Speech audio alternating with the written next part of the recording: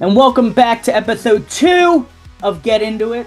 I am your host, Ryan Curtis, and I am stoked that, I don't know, I'm doing the second episode. I didn't think I would get to episode 2, but here I am.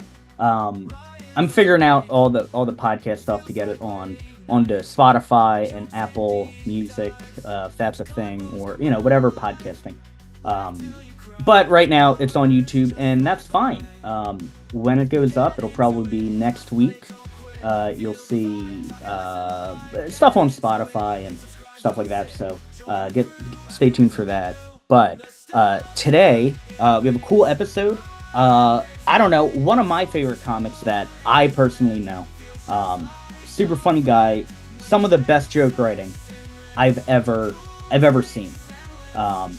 Every week this guy is just crushing it. Like how he builds his jokes is such an inspiration to me, which is weird because we kind of started at the same time. And he is younger than me. I can't wait for you guys to find out about him. You probably already know him, and that's awesome. So without further ado, let's get into it. Get into it, press play, don't quit. Feel the vibe, talk and listen live. Get into it, hit subscribe, don't sit. Join the crew, every week something new. Nostalgia. And welcome back to another episode of Get Into It. Today's guest, very funny guy, Paul Carson, who is a South Jersey-based comedian. He helps run High Note Humor in Collingswood, New Jersey, and just a really good guy. Paul, how you doing, man? I'm doing well. Thanks for having me, Ryan. Yeah, of course, man. Now you were born in Germany, right? No, I was born here and then moved like a half a year in, pretty much. Half a year. Okay, cool. Mm-hmm. So, because I know you've done, you have that you did a whole set in German, right? Like, so, true or false? The German language is more beautiful than the Delco accent. Oh, that's an excellent question. Wow, that's tight because they're both just awful. Yeah, I when people go like the Acme, the Poconos and shit. Yeah, okay, awful. that's convinced me. I think maybe German's a little bit better than Acme and Poconos. Excellent question right out the gate. You. That's a banger. I mean, hey man, I'm a journalism student. I'm asking the hard-hitting questions. One of them's like scary and one of them's dirtbag. So it's awful. It's all nails on a chalkboard. We just live closer to the one. So you when entering into the filling out the form for the podcast, I asked you to tell me about yourself, and you said you're allergic to cats, but usually fine being around them as long as you don't accidentally touch your face. There's other stuff, but this is the cornerstone of who you are. Right. Why do you hate God's cutest creatures? I enjoy cats. Anytime I really like cats and I really want to pet them, but I just can't. So anytime I'm around a cat, I just kind of have to like nag the cat because like it'll come up and want to be petted, but like I'm like, I can't. I'm sorry. I'm gonna accidentally touch my eyes, and I certainly can't rub faces with you like I want to. It's a damn shame because I love cats. It's a forbidden that is a shame. Love. Yeah, it's a forbidden love. Or like Romeo and Juliet. But with double the sexual tension. So you God, how long have you been doing comedy? Like 10 years? I'm at like it'll be 10 in January. Yeah. Okay. So when did you join High Note Humor? Probably like 5 years ago now. Yeah. About 5 years ago? Yeah, I started out in Northeast Philly at the Comedy Cabaret, and that was on Wednesday nights, and then they like shut down for a summer or something. I found a Wednesday night place, and that was the Tap Room. And then eventually they asked me to join in and start hosting and lifting stages up staircases and stuff. Yeah. I don't know how the hell you guys do that. But no, I think you're a good addition to that crew. I'm sure. Like, how has that helped you? In I guess your comedy I don't like using the word journey because this Uh-huh. isn't like a preteen book, but like, like how has that helped you? I don't know, I guess like grow as a comedian. Um, A lot of it has been like hosting experience. I feel like has been helpful, and just like learning, just got by doing everything wrong at least once or twice, how to do that better. Because like hosting, it's kind of a different muscle where like you got to be upbeat and fun, and you can't like basically you have to set up the show without ruining it, but still be entertaining. So like don't be too gross or whatever, or too dark to start off a night. Um, Remain upbeat, and then if you get a laugh, get off and introduce the next person. And but I think that's been like a thing that has definitely been helpful with this. Just learning little moves like oh, if you're bringing somebody up on stage, don't roast them or make fun of them before a set at all. Give them a clean slate, let them go up and speak for themselves, and then afterwards you can riff on what they're saying. But like just little things that I would never thought of unless I messed up at it a couple times. oh, for sure. Yeah, no. I mean, every time you host, you and all the guys at High Note, I mean, you guys are just so good at it. I, I suck at hosting. But no, it's cool. It's cool seeing how you guys kind of work with that. When you're Now, host, when you're oh w- sorry, go ahead. no, you're Okay. good. Yeah. When you're hosting, do you try to like always like interject a little, like do you try to do a bit in between or something like that, or do you like get a quick line, or do you try to like just keep it moving and bring up the next person? The times I've done it, like I've done both. I much prefer, and I think it depends on on what it is, right? Like if it's a Right. showcase, people don't need to hear my bullshit between sets. Like, let's just bring up the next guy. An open mic, like, uh, if I have something I think is funny and quick enough, for Mm-hmm. sure. But I don't know. I also get like just bringing up the next guy at open mics, right? Like, I mean, you guys get so many people. You guys get what, like 30, 40 people in every Yes. Wednesday or so. Yeah. So those nights you have to And keep it moving. yeah, like stuff like that. But if there's like, I did an open mic last night and there were 7 people there. Hmm. And so the lady hosting who runs the brewery, she just she told like stories in between everybody. Uh-huh. So yeah, it's fine if there's 7 people, but when there's Hmm. 30 and to 40, nah, Yeah. probably not. I like it because it's um kind of like there's no pressure to say something funny, but if you think of something, you can. So it's kind of like either hit a home run or just you don't even have to do anything sometimes, which is nice. 100%. Oh yeah, yeah. No, and as I said, I think you guys are all really good at that. At just like either like, all right, there's nothing there, let's get the next guy up, or like, hey, this is like a funny idea.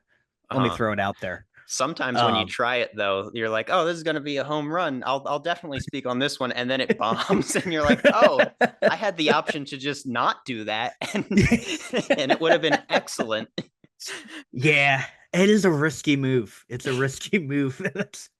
I hate doing it. Uh, I don't know. I bomb so much. I think I'm immune to it now. Like I don't even think about, you know, I feel like we've all the, got that thick skin at this point. oh my God, yeah. Um,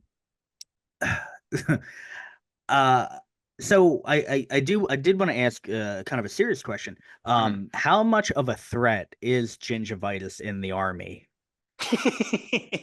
It's the biggest killer of gums.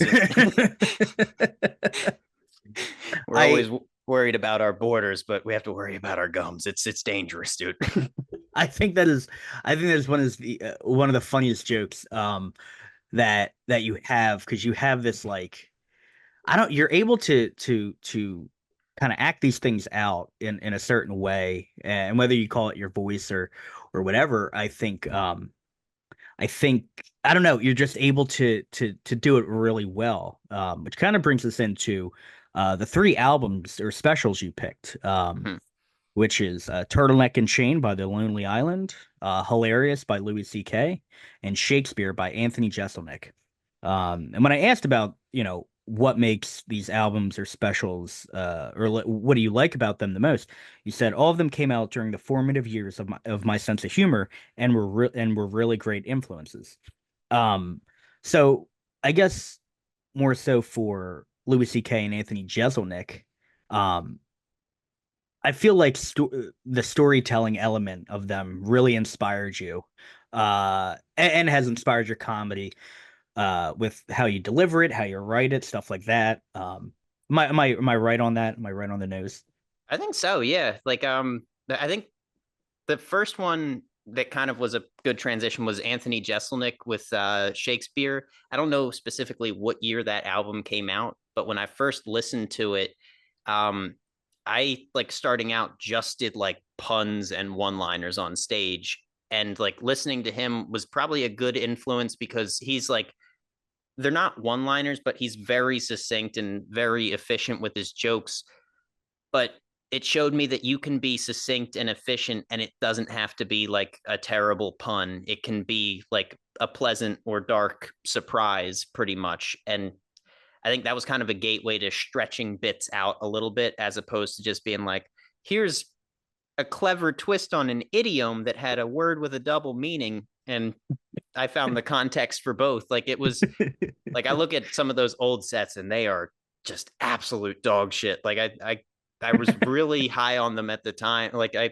I filmed like my first 20 sets and posted them on YouTube. And looking back, there's like an average of like 2 pity laughs per 5 sets, and it's otherwise completely silent. So they're all taken down now. But like I had him up for way too long, and then like I was in college, and my friends were like, "Oh, Paul's a comedian." We looked him up, and I could see it in their eyes. They were like, "Oh, Paul thinks he's a comedian, Oh God. but he's really just a guy who collected a bunch of puns." That's why I don't tell anybody I do comedy, like That's my wise. par Yeah. yeah, you keep that shit under the rug until Mhm. you're ready to admit to everybody, until you're funny. I get it, man. I get it. But that's yeah, no, I definitely see that element, especially in your sets.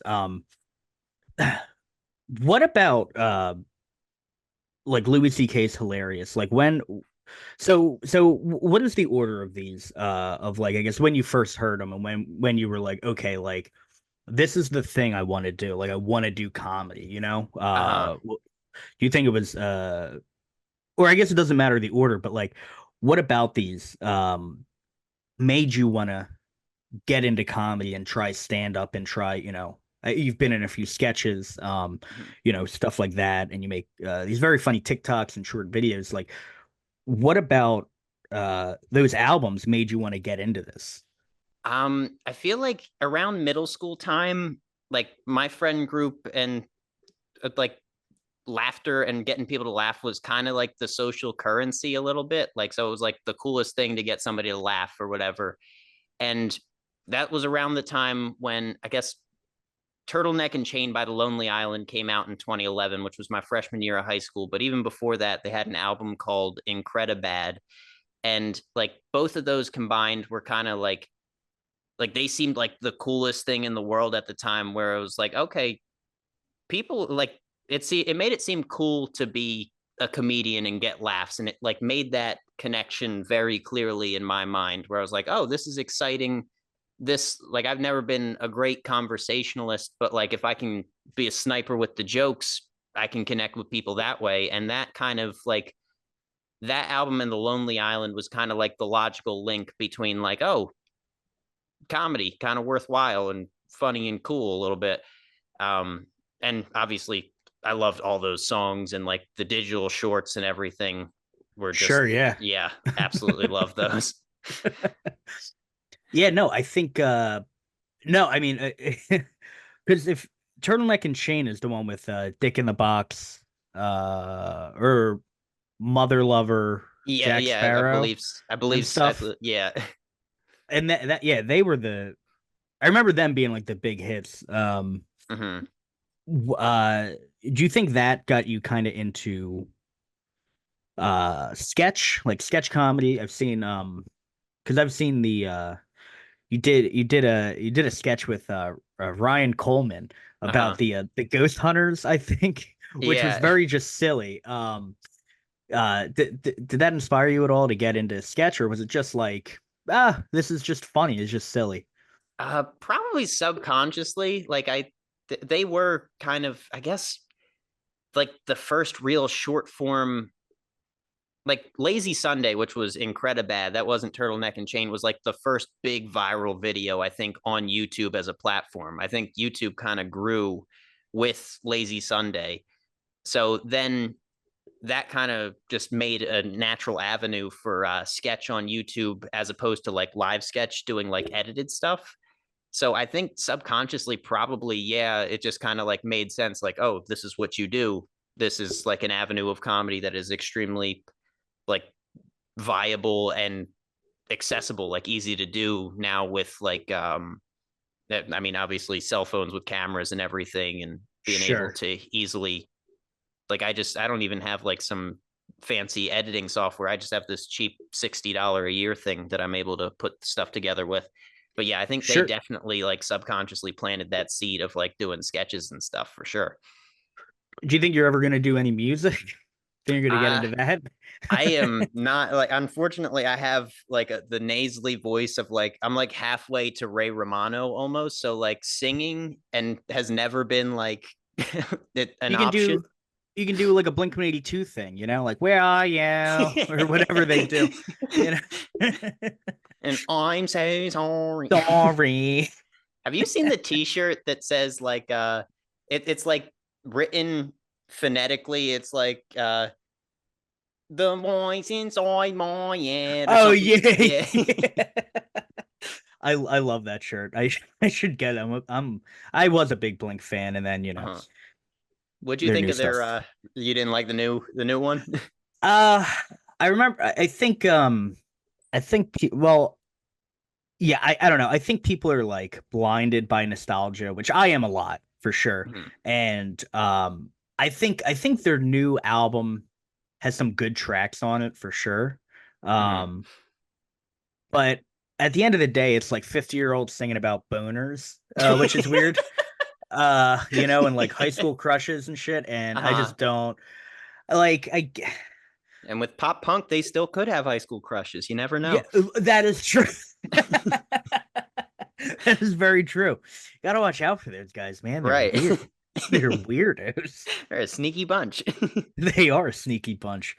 Um, how so how have listening to these albums kind of helped you in stand up, whether it be your writing or your stage presence or finding your voice? Like, uh, yeah, how have they helped? I think Anthony Jeselnik, as I started to say, was kind of like a bridge into longer bits. Um, Hmm. Also at the time, like I was looking for like puns are not engaging at all. Like it's nobody's sitting on the edge of their seat to hear like your double entendres, or in some cases that I get really pumped about triple entendres. Um, but still didn't bring people in, wasn't putting butts in seats at all, surprisingly. So I think like I was like, okay, what's getting attention and like engaging people? And Anthony Jeselnik, he had like the dark edginess to him. So like I went through slightly like not a full like edge lord for the sake of being edge lordy, but like I found that like if you have a dark joke, it carries a certain amount of energy, and if you can either get destroyed by that energy and have everybody hate you, or if you do it cleverly enough, uh, you can harness that energy and get the laugh even harder. So I started playing around Sure. with like darker jokes, stuff like that. Still looking back, if I were to look at some of those earlier ones, I'd think, oh, that's not funny. That's just a inexperienced comic trying to be edgy. But like it was a good bridge. And I think that definitely helped with development. And I've never been a good storyteller, so it's always been kind of bit centric, like topic opinion. And Anthony Jeselnik, he does have some stories, but it's mostly shorter groupings of ideas, which I think kind of fits what I'm doing. And kind of like I'm more silly than him, obviously.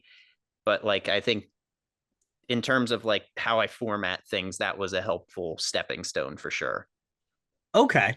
Okay. Mhm. Yeah. I mean, I don't.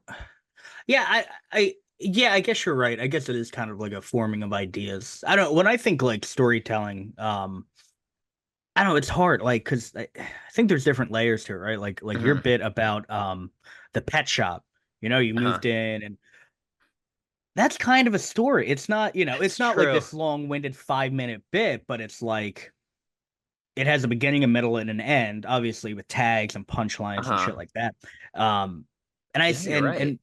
and maybe, and I mean, I may be wrong. I don't know. It's an opinion. I'm an idiot, but the but I don't know. I see that in a lot of your jokes where it's like, and maybe it is just a grouping of ideas that happen to tell a story, right? Uh-huh. Like, I don't know. I don't know. I think you're kind of right. You're kind of opening my eyes to that. Yeah, like I've never thought of them as stories, but I guess that is sort of in a way like a lot of my bits are like pick a topic, pick opinion on it, and then argue that with dumb examples. But I've been trying to like make it relatable or connect with people by like starting off with like something from my life, like even if it's just like, oh, I noticed a pet store across the street from my apartment. But yeah, I guess you're right, a lot of that is technically a story.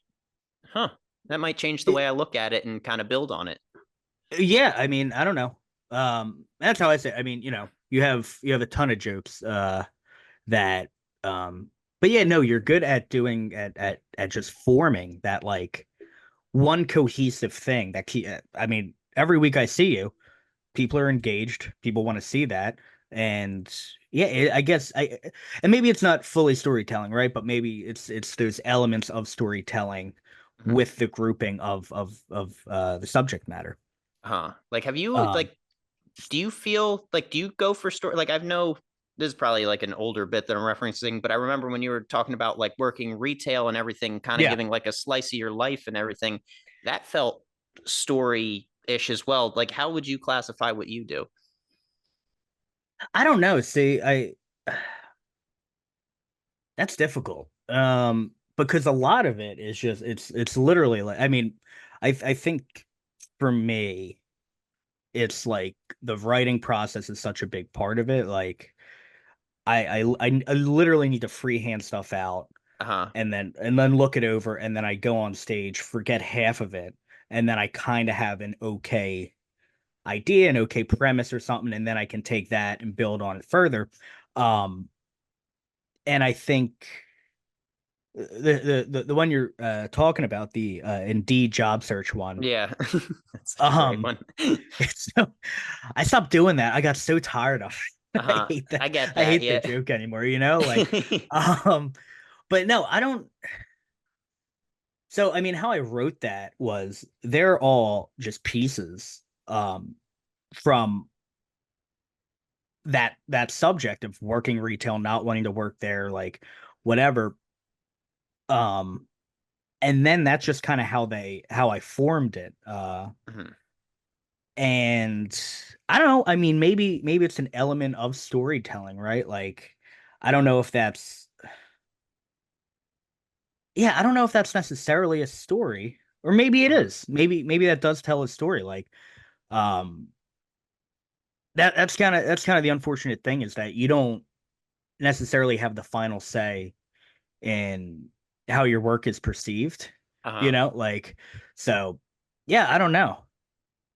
What is your writing process like? I'm curious because It's like normally I'll just be like either in the shower or in the car, and if I think of something weird that doesn't really make sense, I'll try to get like a word, like just succinct. What's the quickest way to say that in and without losing meaning, and have that kind of just be like the premise or thesis statement. And then I'll just like talk to myself for like 45 minutes, just like ideas around that topic. Like, why is that silly? What is it like analogies, whatever. If I get two of those, is there a third one I can come up with like a stupid twist to it that kind of mortgages it and makes it silly? Is there some way to act it out? Because I've found like personally, like you can try to write a punchline every 10 seconds, and if you do that it's great, but like an act out, it's kind of like a cheat code. You can get multiple laughs on the same premise just by doing it like in person. I mean, and it's just kind of like more efficient that way. And I think it breaks up the monotony, at least of what I do, where it's like kind of very frequent punchlines. I feel like it almost feels like I'm speaking at people sometimes. So if I can throw in an act out, because I'm not very good at going into the crowd and doing crowd work, that's my way to kind of engage. Sure.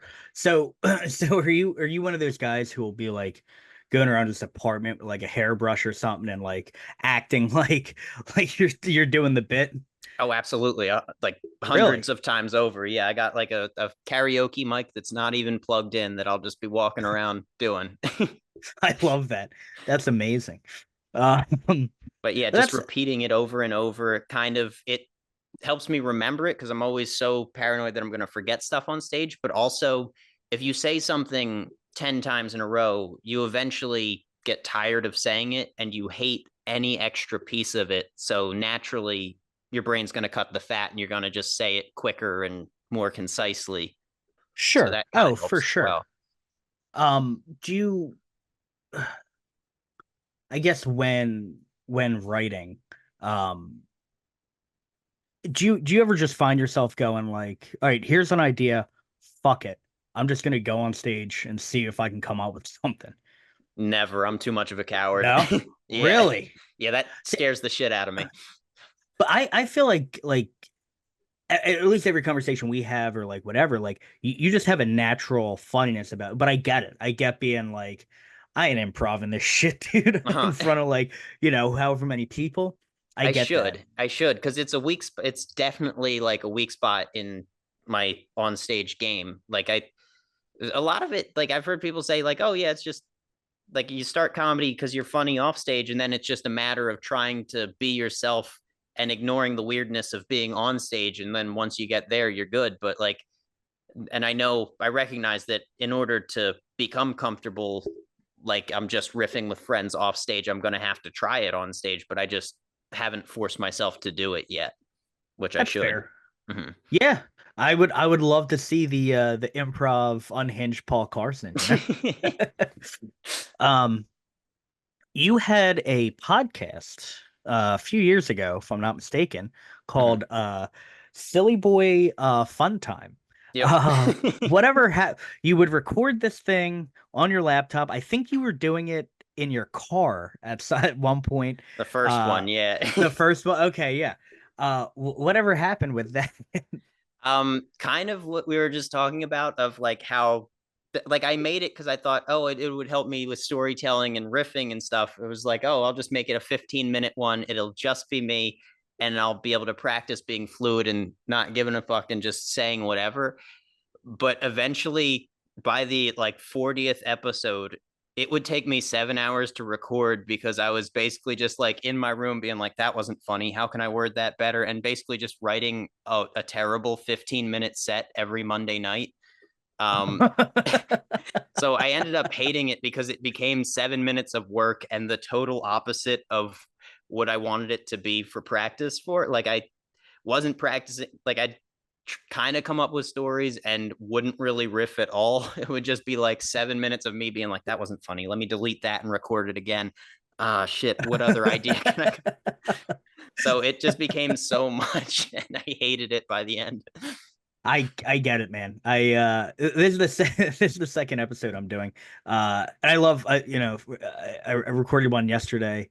Newsflash, they're recorded out of order. But um How could you? yeah, I know. I'm sick. But I recorded one yesterday, and I was like, "Oh, this is a good conversation." And like today, I'm like, "Oh, this is a good conversation," and we'll see how long that keeps going until I'm like, "I gotta do this shit." Ah, come on, man. I I'm feel not like funny. conversation. I feel like conversation is more sustainable though. Like at least you get to bounce it back and forth. Whereas doing a solo pod in my room just felt like, oh, this is at best narcissism and at worst insanity. Like it, it's like, I who don't is know. this for? I mean, Bill Burr does it. True. I remember uh I don't know if I don't I'm sure you remember Gabe Del Gaizo. Yeah. Um so he for I think during like COVID, he was doing a solo podcast. Uh-huh. And I asked him, I was like, yo man, how's the podcast coming? He's like, oh, I stopped, dude. It got fucking weird. And I was like, what do you Right. mean? He's like, I don't know. My dad would be down there, I'd just be doing this shit. He's like, why are you still here? I totally relate. Fucking killed me. I remember you and Gabe were doing the mic at the mile for a little bit. Yeah. Yeah, and then COVID shut us down. Mhm. You know? Yeah. Yeah, that was a fun mic. I like that one. That you guys had a fun vibe going there. Yeah, if we didn't if we had more than a month and a half, I'm sure, more people would have came, but fucking yeah, goddamn pandemic. Uh now Hey, say it again. but yeah, the solo podcast was not mentally healthy, and I'm sure Gabe could attest to that as well. Yeah, I mean, I get it. I wouldn't be able to do it. God, no, I'd fucking kill myself. What now you've spent time in Germany, correct? Mhm. Um do you know any German comedians?